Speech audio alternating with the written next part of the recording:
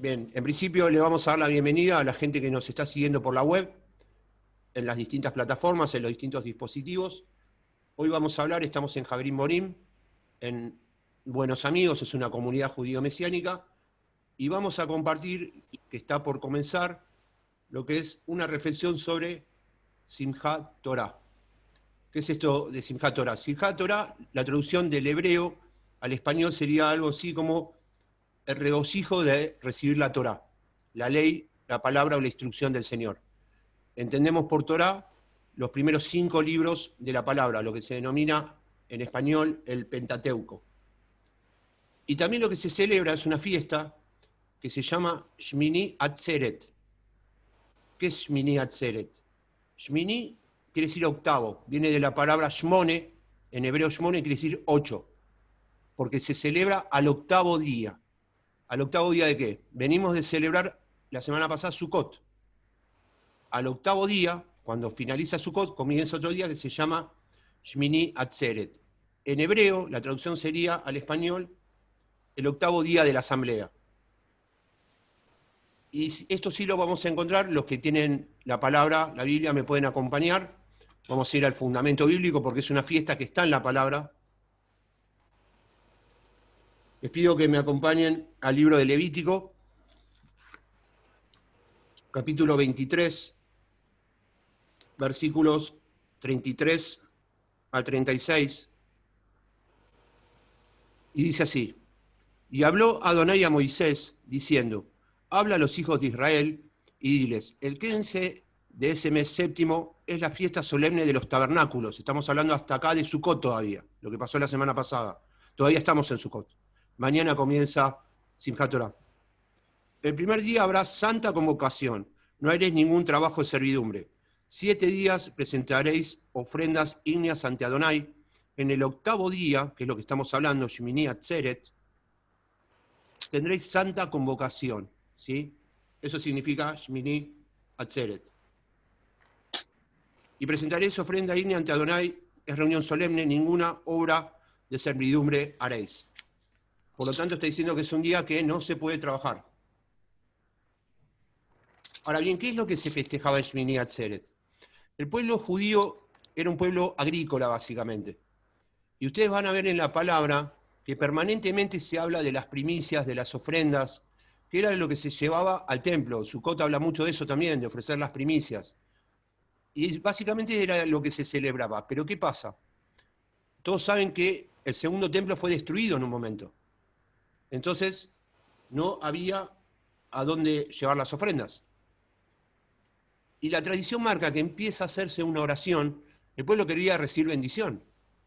Y si yo no doy la primicia, la ofrenda, ¿cómo Dios bendice eso?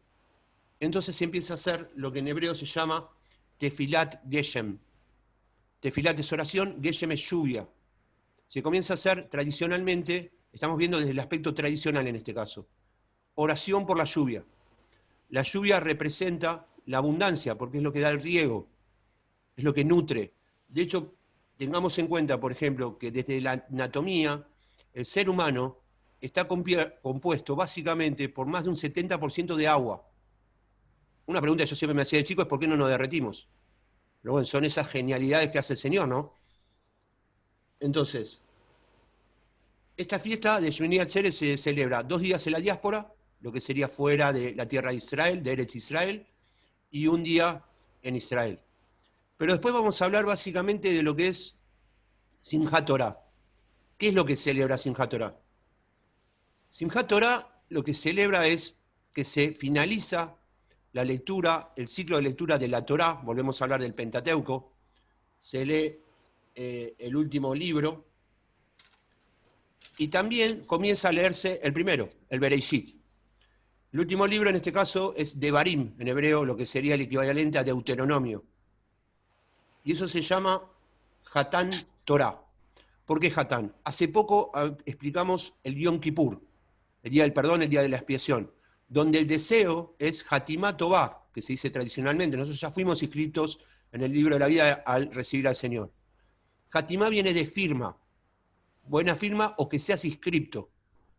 Y concretamente quiere decir que seas rubricado, que seas escrito para que nunca se te saque.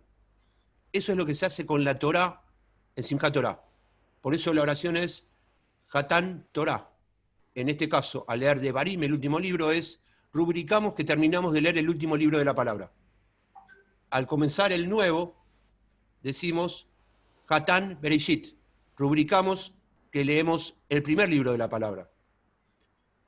¿Por qué se celebra? Y uno puede decir, se da a continuación la lectura, básicamente termina el último libro, comenzamos enseguida el primero. Bueno, porque justamente la palabra es viva y eficaz, no termina y es eterna. Entonces, según los sabios, al darle continuidad, lo que estamos haciendo es recibir palabra nueva a pesar de que la palabra es siempre la misma. Porque si ustedes se dan cuenta, como hijos del Señor que somos, cada vez que leemos el mismo pasaje en distinta etapa de nuestra vida, nos dice algo diferente y nos ministra de una palabra diferente. Porque tiene que ver también, además de que la palabra es viva, con qué momento estamos viviendo nosotros en nuestra historia personal o familiar o laboral o la que sea. Bien, Simchat Torah es una fiesta muy alegre.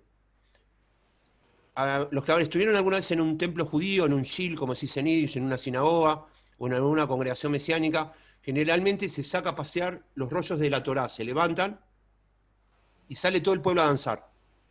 Y acá hay un dato curioso. En la antigüedad, tanto hombres y mujeres como niños estaban separados en distintos atrios, justamente para que no se desconcentren, ¿sí?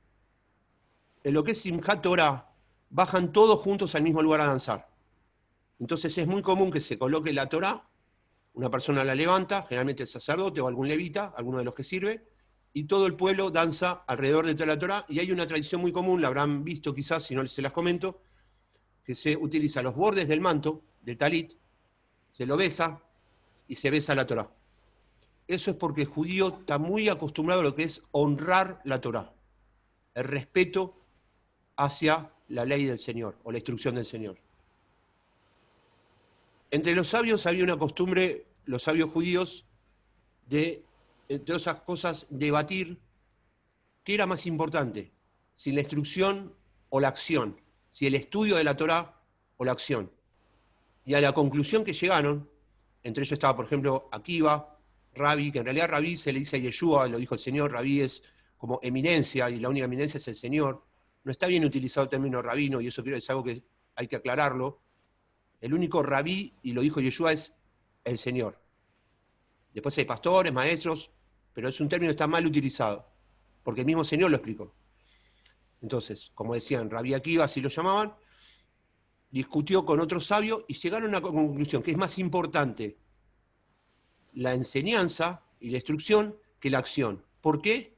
Porque la instrucción lleva a la acción, porque una cosa lleva a la otra. Realmente es un dato interesante para tener en cuenta. Por eso es muy importante esforzarnos en estudiar las escrituras, en escudriñarlas y en ir a la fuente lo más pura posible, porque allí hoy vamos a revelar algunos misterios del Señor en cuanto a esto y van a ver cómo cambia la comprensión de la palabra cuando uno lo ve desde la perspectiva judaica. Recordemos que Yeshua es judío, nació, creció, vivió y murió como judío. Y muchas veces el gran error que se comete es tratar de interpretar un libro que es básicamente de Medio Oriente desde la mirada occidental. No se puede nunca. Es como que yo siendo inglés quiera entender un francés. Voy a tener que estudiar francés para poder comprenderlo. Si no, no lo voy a entender nunca. Voy a entender una parte nada más. Otra de las enseñanzas que nos dejaron entonces es lo siguiente. La importancia del respeto que tiene esta fiesta a la espiritualidad de la Torá. Y ahora vamos a ver cómo se vincula Yeshua con la Torá. Porque también hubo muy malas enseñanzas en cuanto a esto, que tergiversaron el mensaje original. Hoy vamos a ir a la raíz, a la oliva pura, lo que señalaba Pablo, el apóstol Pablo, Saulo de Tarso. Pido que me acompañen a Mateo, capítulo 5.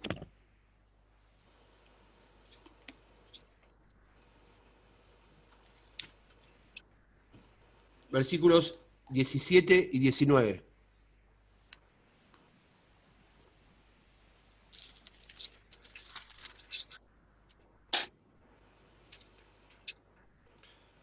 acerca de la ley. Dice, esto dijo Yeshua, no penséis que vine a abrogar la ley o los profetas. No vine a abrogar, sino para cumplir. Porque de cierto os digo, hasta que pase el cielo y la tierra, de ningún modo pasará una yod, ahora lo vamos a ver, es una yod, también se dice yud, es una letra, la más chiquitita del alfabeto hebreo, ni un trazo de letra de la ley hasta que todo se cumpla. Entonces, vamos a desmenuzar un poco según el diccionario en este caso, y vamos a ver cómo cambia el sentido. Dice, no he venido a abolir.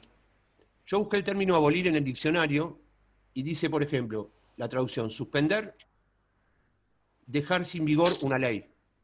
Y Yeshua dijo, no he venido a abolirla, no he venido a suspenderla, no he venido a dejarla sin vigor. Si tomamos solamente la lectura desde el diccionario. Después dice, sino a cumplirla. Vamos de nuevo al diccionario. Cumplir dice, realizar la función o labor que corresponde. He venido a realizar la labor que corresponde según la Torá. Eso lo dijo Yeshua. En el Brit Hadashah lo vamos a ver ahora desde la perspectiva más judaica todavía. El Brit Hadashah en hebreo es pacto renovado. El verbo que se utiliza para cumplir en hebreo se llama malé. En hebreo se dice malé. Ahora, ustedes saben, y lo vimos inclusive con el pastor Guillermo en su momento, Maxi también sabe sobre este tema, los que les gusta el idioma hebreo, cada palabra en hebreo tiene múltiples significados, no tiene uno solo. Hay palabras que tienen hasta 30 significados diferentes. Vamos a tomar algunos de los significados del verbo malé en hebreo, que acá figura como cumplir nada más. Y por ejemplo, malé significa también confirmar, llenar, realizar, ejecutar, completar. Ahora vamos a hacer un pequeño ejercicio para ver la profundidad cuando uno ve la palabra desde el hebreo o desde la mirada judaica. Vamos a ir a Mateo capítulo 5, versículo 17 y vamos a reemplazar el verbo cumplir por los significados en hebreo. Yo se los voy diciendo uno por uno. Entonces, Yeshua dijo, no piense que he venido a abolir la Torá o los profetas. No he venido para abolir, sino para, vamos a poner uno de los significados, confirmar. Vamos a otro de significado de malé. No piensen que he venido a abolir la Torá o los profetas. No he venido para abolir, sino para llenar. Vamos a otro. No piensen que he venido a abolir la Torá o los profetas. No he venido para abolir, sino para ejecutar. Miren qué claro que queda. Y vamos a otro, y el último en este caso. Mateo 5, 17. No piensen que he venido a abolir la Torá o los profetas. No he venido para abolir, sino para completar. Miren qué fuerte que es. Ahora, vamos a analizar el pasaje de Mateo 5, versículo 18 en este caso. A ver si lo tengo por acá. Déjenme que lo busco en la versión Reina Valera.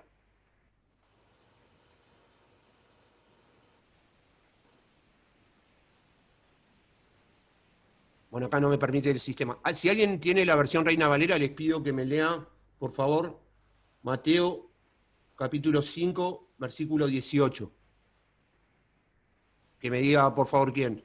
Mateo 5, versículo 18. Tiene que conectar el micrófono. Un voluntario necesito. Cualquiera. Es simplemente leer el pasaje. Sí, Marcé.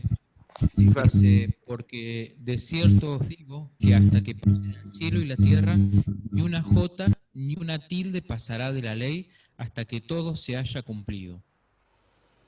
Bien. Eso dice la versión Reina Valera. Ahora vamos a ir a la versión de texto más original en hebreo. En este caso yo la voy a tomar de la BTX, que es lo más literal que hay, al texto original.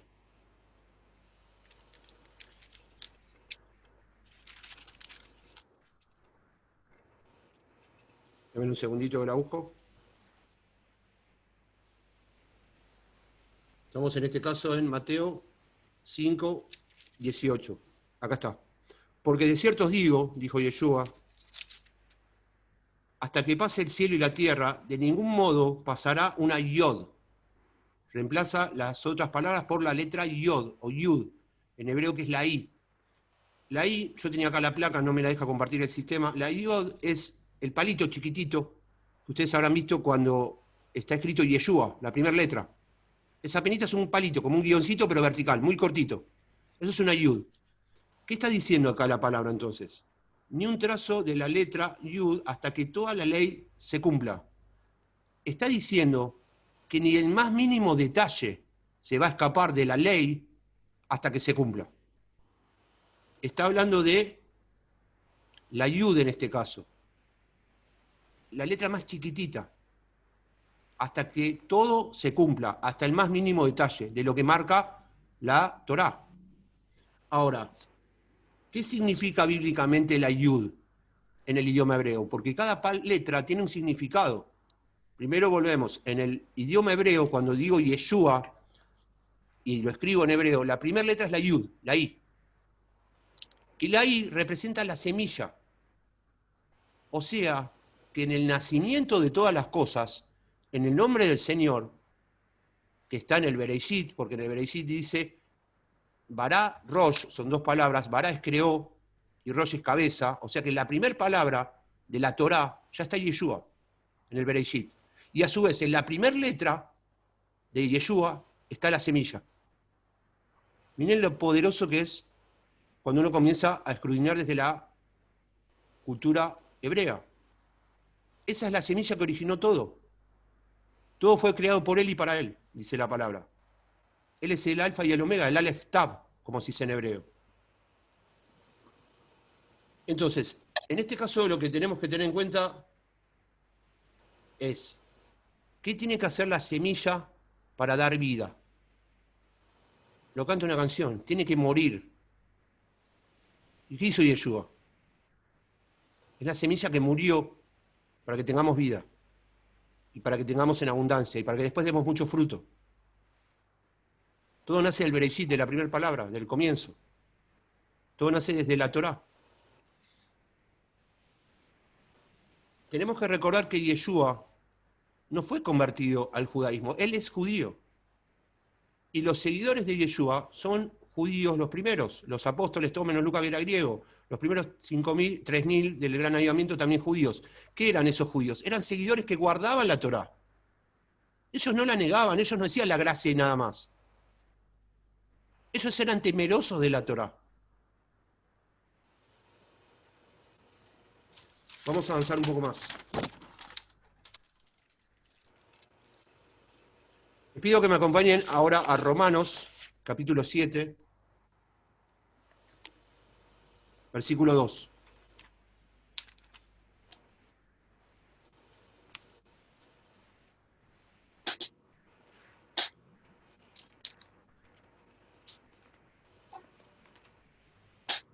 Romanos 7, 12.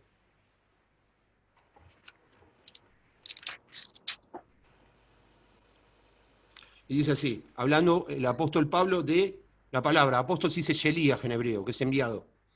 De manera que la ley a la verdad es santa y el mandamiento santo, justo y bueno.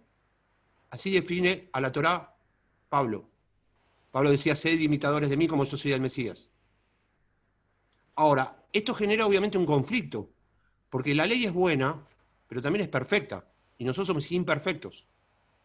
Nunca vamos a poder guardarla al 100% por más que nos esforcemos, y es lo que sí tenemos que hacer. Por eso necesitamos la gracia.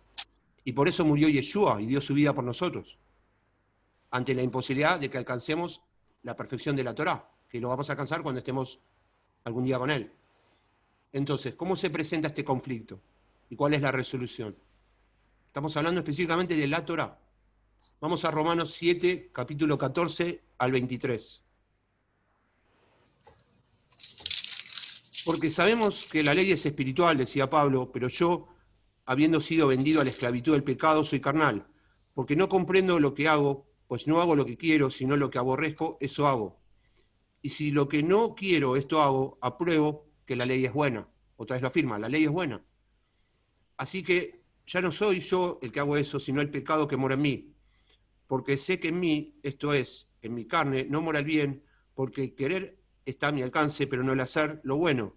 Pues no hago el bien que quiero, sino el mal que no quiero, esto hago. Y si lo que no quiero, eso hago, ya no lo hago yo, sino el pecado que mora en mí. Así que queriendo yo hacer lo bueno, hallo la ley de que lo malo está presente en mí. Versículo 22. Porque según el hombre interior me deleito en la ley de Dios. Miren con qué palabra lo escribe. Me deleito en la ley. David también decía esta afirmación. Me deleito en la ley del Señor.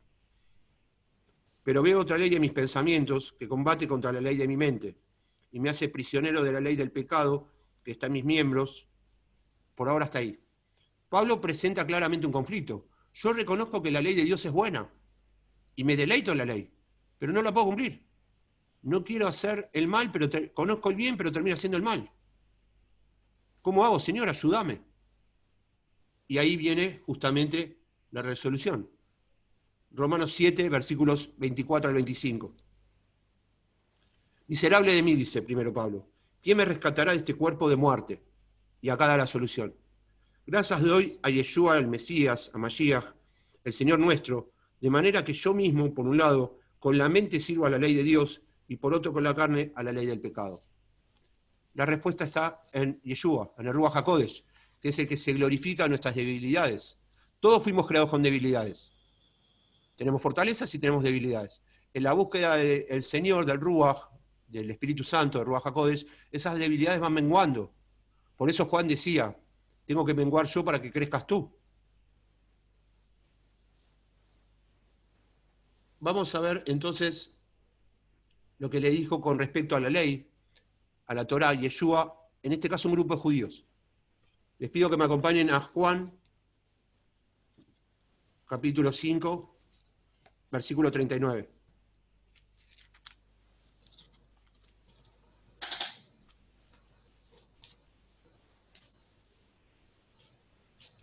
Le dijo así, escudriñad las Escrituras, porque os parece que en ellas tenéis vida eterna, y esas son las que dan testimonio de mí. Él está diciendo, vamos a analizar esto. Cuando Yeshua hizo esta afirmación, el Brit Hadashah, el pacto renovado, todavía no había sido escrito. Ellos tenían la Torá nada más. Y Yeshua dice, la Torá es la que da testimonio de mí. Entonces, acá sí tenemos que saber un dato importante como comunidad mesiánica. ¿Por qué, entre otras cosas, el pueblo judío le cuesta tanto aceptar al Señor? Hay varias razones. Una es bíblica, que hay un velo que Dios puso en forma parcial y que Él va a quitar de a poco, y lo está haciendo. Otra es porque la gente realmente no sabe exactamente cómo alcanzar al pueblo judío. Pablo lo decía claramente, con el judío soy judío, con el gentil soy gentil, pero en cuanto a la ley, y es lo que vamos a ver hoy, hubo un error grave, muy grave desde lo estratégico. Gran parte del cristianismo sostuvo que lo que importa es la gracia, que la ley ya fue, que fue abolida. Y imagínense la mente de un judío que fue criado con la Torá desde chico, que le enseñaron que la Torá es sagrada, que besa con el talit los rollos de la Torá. Y yo un día le digo, la Torá no va más, ahora lo que importa es la gracia. Y Yeshua dijo, no he venido a abolir la ley sino a cumplirla. No digo que todos lo hayan hecho, pero eso fue una falsa enseñanza que influyó en que muchos judíos también no se acerquen al Mesías. ¿Qué diferente sería si yo presento un Mesías con las características judaicas? Que él realmente lo es así, que se circuncidó, que enseñaba la Torá, que celebraba las fiestas judías. Ahí lo genera la identificación automática, y eso claramente va a acercar. Estoy dando una llave, entre paréntesis, de lo que es evangelismo al judío. Vamos a ir a otro pasaje, también mal interpretado y mal traducido, que generó mucha confusión. El que siembra confusión es el enemigo. Dios es un Dios de claridad. Dios cuando da indicaciones las da precisas. Yo quiero el arca del pacto de tantos codos de madera de acacia, de bronce, tal y tal. Dios no es un Dios de confusión. La confusión es del enemigo. Cuando yo estoy en duda, no sé si seguir tal carrera o tal otra, no sé si eso no es de Dios. Dios confirma. Yo tengo que buscar su guía. ¿Quién es el hombre que teme a Adonai? Él le mostrará el camino que ha de escoger. Pero tengo que buscar a Adonai. Entonces, Mateo 7, para que me acompañen, versículos 21 al 23.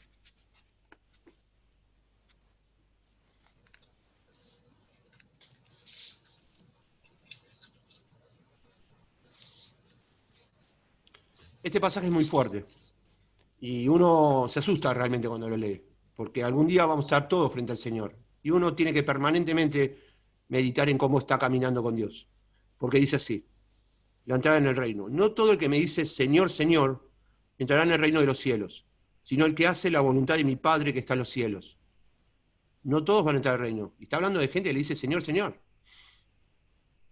Versículo 22. Muchos me dirán en aquel día, Señor, Señor, ¿no profetizamos en tu nombre y en tu nombre echamos fuera demonios y en tu nombre hicimos muchos milagros?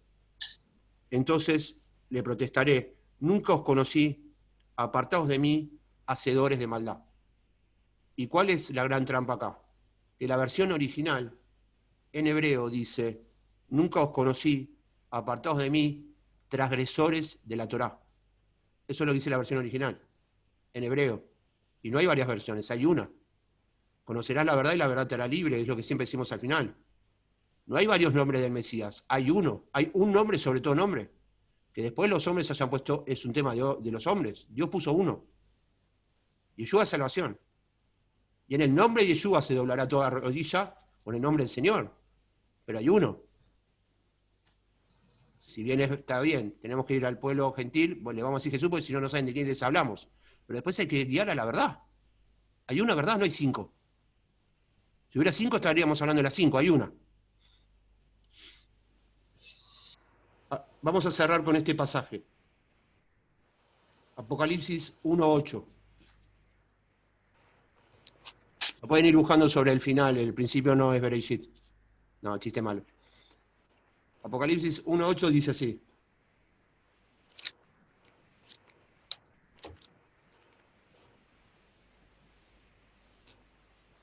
Yo soy el alfa y el omega, lo voy a decir en hebreo. Yo soy el Aleph Tav. Aleph, la primera letra y la última, dice el Señor Dios. El que es, el que era y el que viene. El que fue, el que es y el que será, se dice en hebreo. Ayer Yeh, Ayá, Uobé. Dios no tiene tiempo, es atemporal. Está en todos los tiempos Él. Pero esa es la semilla que vimos en el Bereshit. La que sembró y la que va a cumplir con absolutamente todo, hasta el detalle más minúsculo, como la Yud o la Yod. Y hasta que eso no pase, no va a pasar lo que Él ya dijo en su nueva venida. Consumado es. La obra ya está completa. El Señor ya la hizo. Nosotros lo que tenemos que hacer es esforzarnos en esta fiesta y todos los días, porque por eso se celebra, es una fiesta tener la Torá. Porque Yeshua es la Torá viviente y está con nosotros, y un día se nos reveló. Entonces nosotros tenemos que estudiar y esforzarnos para saber cuál es su palabra, porque como siempre digo, yo no puedo salir a la calle con un auto si no conozco las reglas de tránsito. Lo más probable es que me voy a terminar matando. Bueno, acá es vida o muerte también, tratando de ser extremista, pero esa es la realidad. Dios nos rescató de la muerte a todos nosotros, nos dio vida, puso una semilla, y nosotros somos los encargados de que eso crezca y de llevar eso a muchas personas. Como dice la palabra, un pasaje que a mí me gustó mucho. Pablo plantó, Apolos regó y el crecimiento lo da el Señor. Somos privilegiados de poder reunirnos en su nombre, como hoy, para que nos enseñe estas verdades, para que después las podamos aplicar a nuestra vida práctica. Así que bueno, hasta aquí la reflexión de hoy. Mañana va a comenzar Simchat Torah a las 18 horas. Y bueno, les voy a desear a todos Simchat Torah. A la gente que nos estuvo siguiendo ahora a través de la web, muchísimas gracias por acompañarnos. Nosotros seguimos acá en la reunión de Kabbalat Shabbat de Javerín Tobim. Buenos amigos.